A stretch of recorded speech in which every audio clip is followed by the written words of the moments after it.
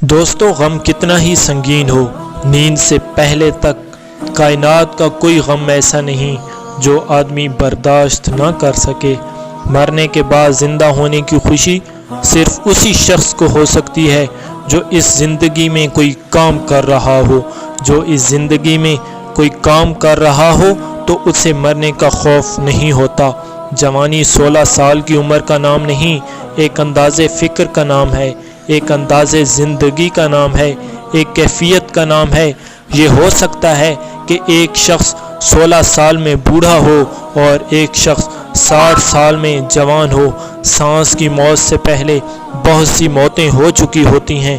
ہم سانس کو موت سمجھتے ہیں، حالانکہ سانس تو اعلان ہے ان تمام موتوں کا جو اب مر رہے ہیں۔ جس انسان کی آنکھ میں آنسو ہیں وہ انسان اللہ سے بچ نہیں سکتا۔ انسان کا اللہ سے قریب ترین رشتہ آنسوؤں کا ہے۔ غم چھوٹے آدمی کو توڑ دیتا ہے۔ اگر غم میں غم دینے والے کا خیال رہے تو پھر انسان بہت بلند ہو جاتا ہے۔